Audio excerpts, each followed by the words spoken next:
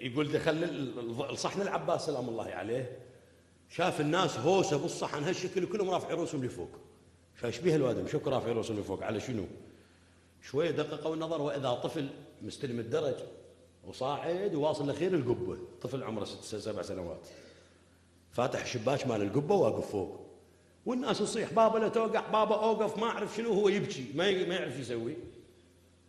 فجأة ماكو هوية صغيرة اجت شوية زعزع تحرك سقط من فوق القبة الشريفة وقع.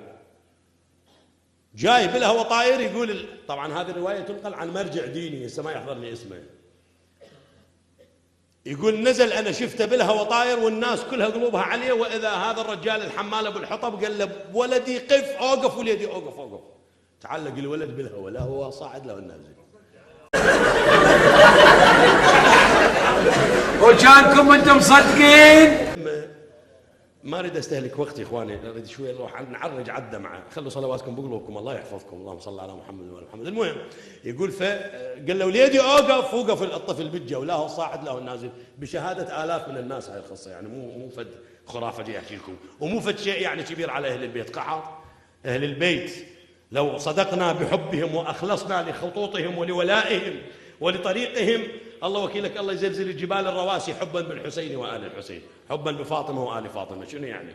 هذول أسماء الله. المهم وليدي وقف الولد معلق لا هو الطاير لا هو النازل. اجى هذا الحمال حط الحطب على صفحة، اجى قال له وليدي تعال جابه نزله بالقاع قال له ودي اصدقك بس قوية